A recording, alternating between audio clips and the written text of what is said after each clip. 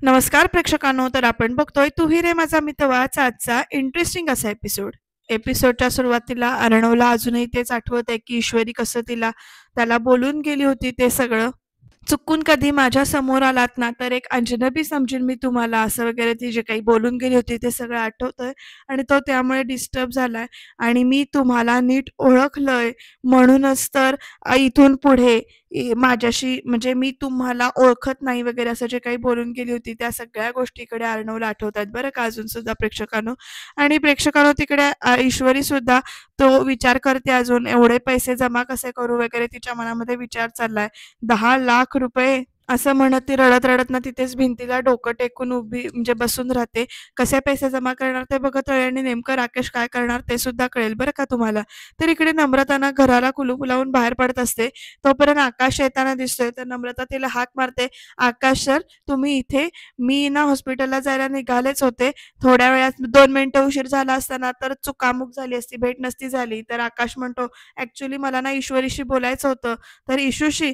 तर आकाश डायरेक्ट नम्रताशी न बोलता निघतो मी असं म्हणून निघत असतो. तर नम्रता हाक मारते आणि म्हणते, आकाश सर इथवर आलात तुम्ही आणि काही न बोलता परत जाताय. तर आकाश म्हणतो की हो, आलो होतो मी बोलायला, पण ईश्वरीने बोलण्यासारखं काही बाकी ठेवलंय का असं विचारतो बरं का. आणि म्हणतो, दादावर एवढा मोठा आरोप करायच्या आधी विचार केलाय का काहीच वाटलं नाही का तिला, असं म्हणून तो बोलतो. आणि हे असं वागतात का असे फ्रेंड्स एकमेकांशी. तर नम्रता म्हणते, सर हा प्रश्न मीही विचारू शकते तुम्हाला. तर आकाश म्हणतो की हो बरोबर आहे ना, परफेक्ट. पण ईश्वरीच्या मनात जर काही डाऊट होता तर ती दादाशी बोलू शकली असती, पण नाही, डायरेक्ट तिने पोलीस कंप्लेंट केली. तिच्यामुळे ना दादाला आणि माझ्या फॅमिलीला जे फेस करावं लागतंय त्यासाठी मी तिला कधीच माफ करणार नाही. तर नम्रता थांबवते आकाशला आणि म्हणते, 1 मिनिट आकाश सर थांबा. आणि म्हणते, माझे बाबा हॉस्पिटलमध्ये आहेत हे विसरलात का तुम्ही, असं विचारते. आणि हीच वेळ जर का तुमच्यावर आली असती तर तुम्ही काय केलं असतं, भानावरती राहू शकला असतात का तुम्ही. आणि असं नम्रता विचारते. म्हणते, अर्णव सर आणि त्यांचं काय, त्यांनी जे काही केलंय त्याचे सगळे सबूत दुनियेसमोर आहेत. ईश्वरी काही तिच्या मनाने आरोप करत नाहीये आणि तुम्ही मात्र इशूला जिम्मेदार ठरवून मोकळे झालायत, असं नम्रता ओरडते. आणि म्हणते, अर्णव सर त्यांनी तर गुन्हा केलाय आणि त्यांनी गुन्हा करून सुद्धा आम्ही काय त्यांना माफ करून टाकायचं. तर लगेच आकाश म्हणतो, दादा दोषी नाही असं म्हणून. तर नम्रता म्हणते, ओरडू नका सर, आम्ही काय मनाने आरोप करत नाहीये. पण इकडे आकाश म्हणतो, अरे पण जे दिसतंय ते खोटं आहे ना. तर ते खोटं आहे तर मग साबित करा, माझ्यावर काय रागवताय असं नम्रता विचारते. तर आकाश एकदम बोलून जातो की रागवतोय कारण आपल्याच माणसावर आपण रागवतो ना, असं म्हणत ना एकदम गप्प होतो बरं का. आणि नम्रता सुद्धा त्याच्याकडे अशी बघायला लागते. प्रेक्षकांनो, ह्यांचं नातं कधी आता वर्क होणार देव जाणे. तर आकाश एकदा म्हणतो, हे बघ, हे जे काही झालंय ते मला आवडलेलं नाहीये असं तो म्हणतो. आणि हेच सांगायला आलो होतो मी ईश्वरीला असं म्हणतो आणि तिकडनं निघून जातो बरं का. तर नम्रता बिचारी तिथेच उभी राहिली. अर्णव आणि ईश्वरीच्या नात्याचं कोडं सुटत नाही, तर इकडे ह्यांच्या नात्याचं पण अजून काही कळत नाही. असो, बघत राहूया पुढे काय होतंय ते. तर प्रेक्षकांनो, इकडे ना आता ईश्वरी अशी रडत बसली आणि राजेश तिथनं जाताना ना ईश्वरीला बघतोय आणि एकदम तो काय विचार करतोय बघा, माझी इंदोरी जिलबी इथे रडत बसलीये, म्हणजे म्हातारा गचकला की काय असं त्याला वाटतं. आणि तो एकदम हसतोय बघा आणि बोलत कसा, म्हणजे स्माईल बघा कशी आली राजेश याच्यावर. आणि एकदम त्याचा आनंद गगनात मावत नाहीये बरं का. पण तरी सुद्धा चेहऱ्यावर वेगळे एक्सप्रेशन ठेवून तो धावत येतो ईश्वरीकडे आणि हाक मारतो, ईश्वरीजी मला सुप्रिया काकूंचा फोन आला होता काकांना. तर बाबांचं ऑपरेशन करायचं ठरलंय राकेशजी आणि त्यासाठी लाखो रुपये लागणार आहेत. एवढे पैसे कुठून आणि कसे येणार आहेत काय मला खरंच काही कळत नाहीये. तर राकेश म्हणतो, ईश्वरीजी अहो मी इथे असताना तुम्हाला एवढे टेन्शन घ्यायची गरजच काय आहे पण. तर ईश्वरी म्हणते, अहो पण राकेशजी, अहो पण मी एका फोनवर तुमचं काम करून देतो ना. ईश्वरीजी तुम्ही नका काळजी करू, मी आहे ना.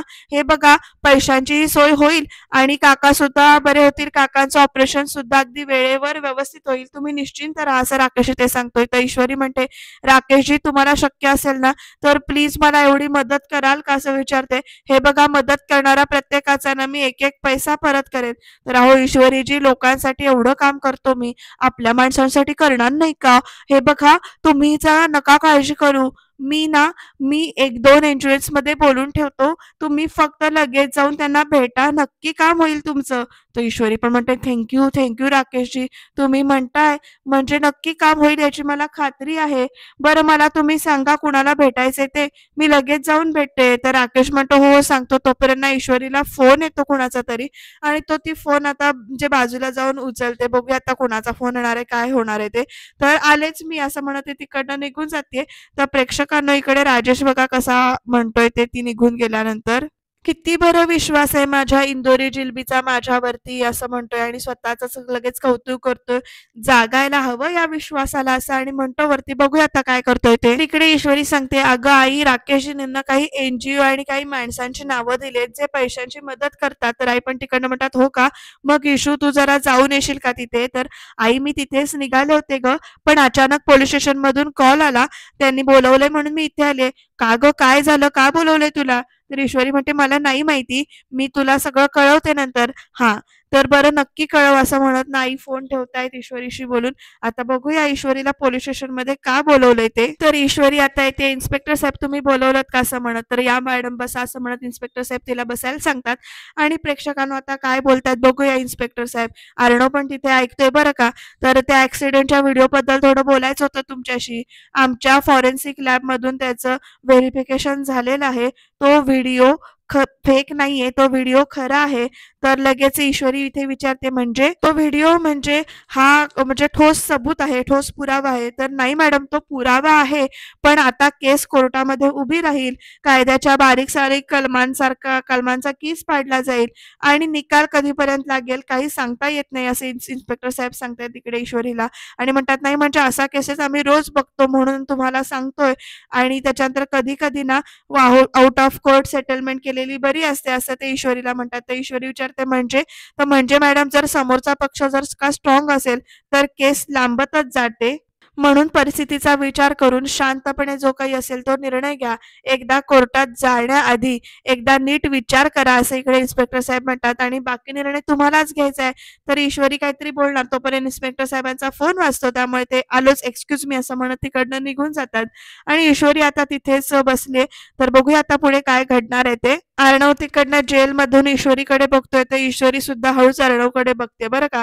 तर अर्णव इकडे मनातल्या मनात बोलत असतो, "मिस इंदोर, हे बघ तू माझं काही ऐकूनच घेत नाहीयेस, पण मला तुला खूप काही सांगायचंय." असं अर्णव मनातल्या मनात बोलतोय बरं का.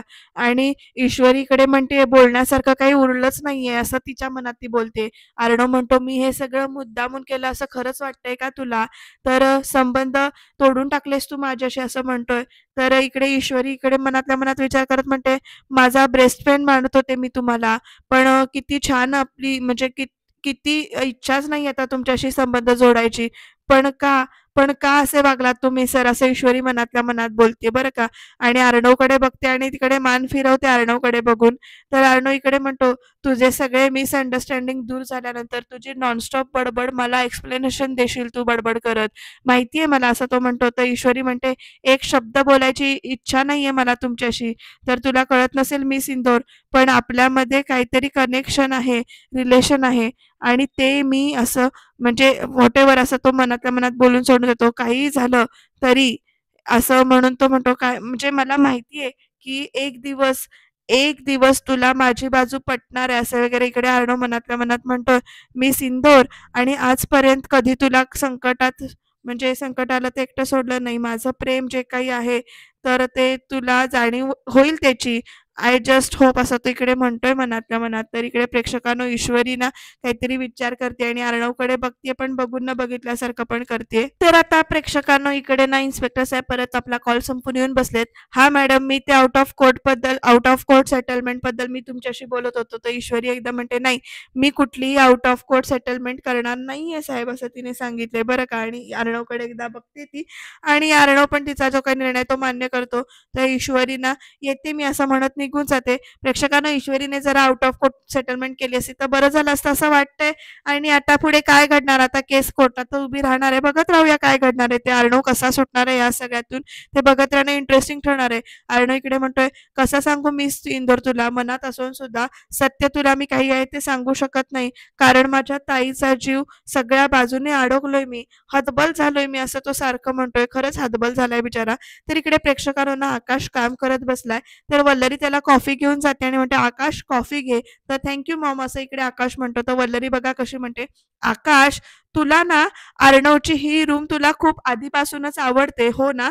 तर लगेच आकाश म्हणतो येस. तर वल्लरी म्हणते, मग मी काय म्हणते, तू इकडेच शिफ्ट हो ना, हरकत काय आहे? तर आकाश तिच्याकडे कसा बघतो आणि म्हणतो, काय काहीतरीच काय, असं विचारतो तो वल्लरीला. तर वल्लरी बघा कशी विष पेरायचा प्रयत्न करते. तर आकाश पुढे म्हणतो, आणि तसंही 2 दिवसात सुटेल दादा जेलमधून, आणि आता मला त्याच्या हार्ड ड्राईव्हवर काम करायचंय म्हणून इथे मी येऊन बसलोय. तर वल्लरी म्हणते, अरे हो, पण बेल जरी मिळाला ना तरी शिक्षा होण्यापासून राहणार आहे का एवढ्या मोठ्या गुन्ह्याची? तर आकाश म्हणतो, मॉम प्लीज मला काम करू दे, आधीच कसं बसं मॅनेज करतोय. तर वल्लरी त्याच्याकडे बघून ओरडते आणि म्हणते, कसं बस नाही आकाश, तुला ना व्यवस्थितच काम करावं लागेल, अशी धमकी देते बरं का.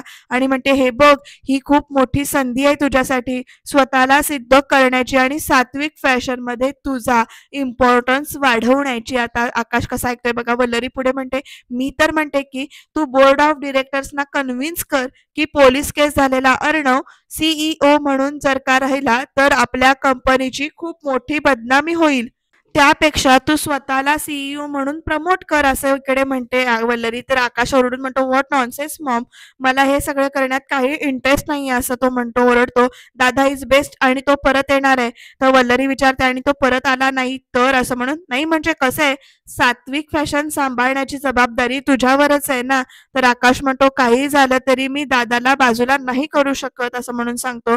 तर वल्लरी म्हणते, कसं आहे ना आकाश, मी जे भोगलंय ना त्याची झळ मी तुझ्यापर्यंत कधीच येऊ दिली नाही, म्हणून हे बोलतोयस तू आता, असं म्हणून आता आकाशला वल्लरी सांगायचा प्रयत्न करत असते. अविनाश पण तिथे येऊन उभा राहिलाय. तर वल्लरी म्हणते, आणि काय रे, तू दाखवलेल्या आजपर्यंत दाखवलेल्या निष्ठेचं म्हणजेच लॉयल्टीचं तुला काय फळ मिळालंय, असं वल्लरी विचारते बरं का इकडे आकाशला.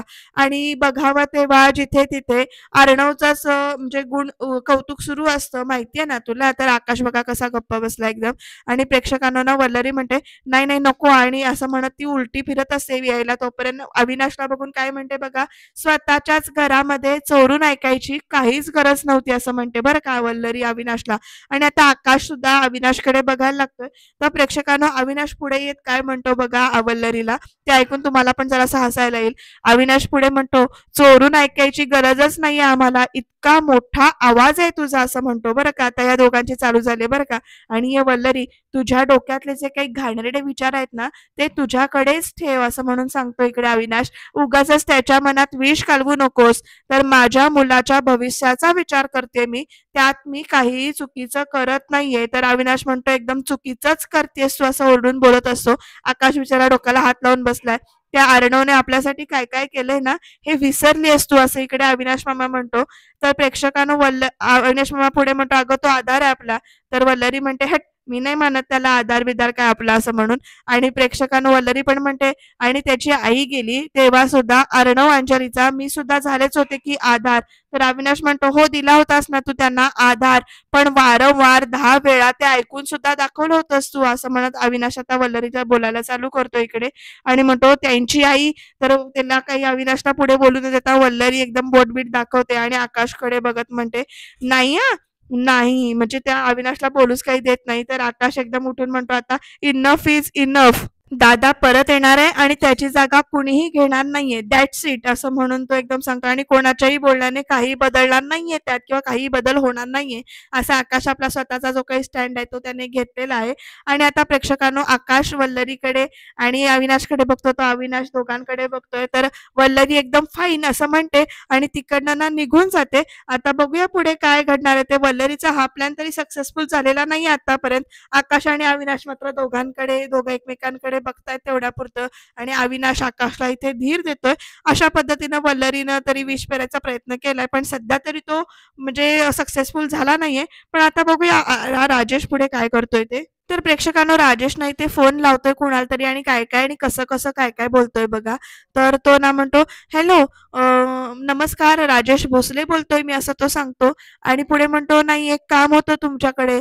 तर काय काम होतं बघा राजेश, ईश्वरी देसाई म्हणून ना एक निरागस, बिचारी, गरजू मुलगी येईल असं तो सांगतो इथे आणि म्हणतो, "खूप अडचणीत आहे हो सध्या आणि तुम्हाला तिची अडचण दूर करायची आहे आणि दूर करायची नाहीये तर ती आणखीन वाढवायची असं म्हणतोय तो. आणि बघा लक्षात आलं ना काय म्हणतोय मी ते असं एकदम खुनशी हसतो त्या फोनवर बोलतो आणि म्हणतो गुड असं म्हणतो. आता बघूया पुढे काय ह्यानं नेमकं कुणाकुणाचे नंबर दिलेत आणि तो काय करतोय ते. बरं एक फोन लावून हा माणूस थांबत नाहीये. कॉफी पितोय तो पितोय आणि सलग दुसरा फोन सुद्धा करतोय. तर नम्रता इकडे आईला पाणी आणून देते आणि म्हणते, "आई हे घे पाणी पी" असं सांगते. तर आई लगेच पाणी पितात बरं का आणि बिचाऱ्या आईला खूप काळजी वाटते आणि मग त्या विचार करत असतात. तर नम्रता म्हणते, "आई अगं तू काळजी नको करूस, होईल पैशांची सोय." आणि लगेच "नमू अगं मला खूप टेन्शन आलंय गं, म्हणजे माझे जे काही दागिने विकून किती पैसे येतील मला माहिती नाही." तर नम्रता म्हणते, "आई ती गेली ना पैशांची सोय करायला, तर होईल बघूया काहीतरी." तर आत्या पण आता तेवढ्यात आल्यात. तर आत्या आल्यानंतर ना नम्रता विचारते आत्याला लगेच, "आत्या काय झालं? पैशांची सोय झाली का?" तर आत्या म्हणतात, "नाही ना गं." आणि रडत असतात. त्या पण म्हणतात, "सुप्रिया अगं एक मोठी ऑर्डर मिळणार होती मला. त्या बाईला फोन करते ना, तर तिचा फोन एंगेज लागत होता. म्हणून तिच्या घरी गेले होते मी. तर दाराला एवढं मोठं कुलूप बघून आले मी." असं म्हणत ना आत्या रडत-रडत सांगतात आणि म्हणतात, "देव पण का परीक्षा बघतोय आपली? काहीच कळत नाही." असं म्हणतायत आत्या. आणि प्रेक्षकांनो सगळ्यांना तिथे टेन्शन आले, रडतायत. तर इकडे राजेश आता दुसऱ्याला फोन करतो आणि म्हणतो, "साहेब नमस्कार, राजेश भोसले बोलतोय. माफ करा.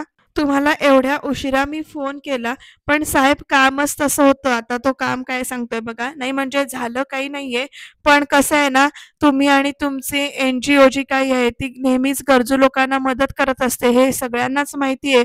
तुम्ही जेवढे श्रीमंत आहात, याहून श्रीमंत तुमचं मन आहे वगैरे असं मोठेपणाने बोलतोय बरं का तो. पण काय आहे ना साहेब, आता कसं सांगतोय बघा, कधी-कधी याच चांगुलपणाचा गैरफायदा घेतात काही लोक आणि त्यामुळे कसं होतं म्हणजे मला जे कानावर आलंय ते मी तुम्हाला सांगतोय आणि आता ईश्वरी देसाई नावाची एक मुलगी आहे सर, तर ती मुलगी ना मी असं ऐकलंय की तुम्हाला फोन करणार आहे मदतीसाठी. सर काय आहे ना, तर ती मुलगी जरा ना म्हणजे जरा गडबड आहे असं म्हणून सांगतोय बरं का. म्हणजे पैसे मागेल एका कारणासाठी आणि खर्च करेल मात्र दुसऱ्याच गोष्टीवर किंवा भलत्याच गोष्टीवर. म्हणजे मी हे ऐकलंय म्हणून मी फक्त तुम्हाला सावध करावं म्हणून त्याच्यासाठी फोन केलाय. शेवटी काय आहे निर्णय तुम्हालाच घ्यायचा आहे. मी फक्त जे ऐकलं ते तुमच्यापर्यंत पोहोचवलं बास एवढं सगळं बोलतोय बरं का हा. पुरावे? पुरावे एक काय 1000 पुरावे देईन मी साहेब तुम्हाला. पण काय हो तुमचा विश्वास नाहीये का? म्हणजे तुमचा विश्वास उडाला की काय माझ्यावरचा? नाही ना? मग ठीक आहे ठेवतो साहेब सावध राहा. ईश्वरी देसाई नाव तेवढं लक्षात ठेवा असं सगळं ते सांगतोय बरं का. किती नीश दाखवलाय. तर ईश्वरी आली आता इकडे पोलीस स्टेशनमधून. तर आई विचारतात, "अगं तुला पोलीस स्टेशनमधून का बोलवलं होतं?" तर आई मी सगळं सांगते तुला. आधी हे जे काही दागिने आहेत ते ठेवून घे आणि हे तुझे दागिने घे. तर आई विचारतात, "अगं पैशाचं काय?" तर ईश्वरी म्हणते, "ते राकेशजींनी जे काही कॉन्टॅक्ट्स दिले होते ना, त्यापैकी काही जण पैसे देणार आहेत," असं ईश्वरीने सांगितलंय बरं का इकडे आता हसून. त्यामुळे जरासं यांच्या डोक्याचं टेन्शन गेलंय. उद्या सकाळीच पैसे देणार आहेत, त्यामुळे उद्याच बाबांचं ऑपरेशन सुद्धा होऊ शकेल अशी बातमी दिल्यामुळे जरा तरी म्हणजे थोडासा तरी दिलासा मिळाला. आत्या म्हणतात देवच पावला म्हणायचा आणि सगळे एकमेकांना असे म्हणजे आधार देतायत चौघीजणी एकमेकांना त्या आणि प्रेक्षकांनो ना इकडे राजेश हसतो, "ईश्वरी, ईश्वरी" असं म्हणत आणि पुढे म्हणतो, "तुझा बाप मरताना माझा डबल फायदा करून जाणार आहे.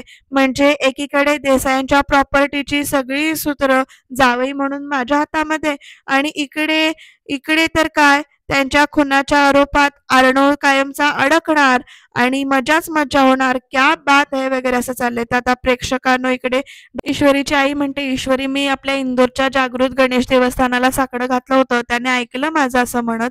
तर ईश्वरी पण हात जोडते आणि म्हणते, "गणू बाप्पा आणि म्हणजे असाच तू आशीर्वाद राहू दे तुझा पाठीशी" वगैरे अशी प्रार्थना करते ती.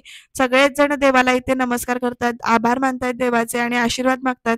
तोपर्यंत प्रेक्षकांनो ना डॉक्टर आलेत आणि आता डॉक्टरांशी बोलायला जातायत. तर आई इकडे सांगतात डॉक्टरना, की "डॉक्टर आम्ही उद्या सकाळीच म्हणजे पैसे भरू शकू." तर तुम्ही उद्याच यांना ऑपरेशनला घेतलं तर खूप बरं होईल. तर डॉक्टर म्हणतात की व्हेरी गुड.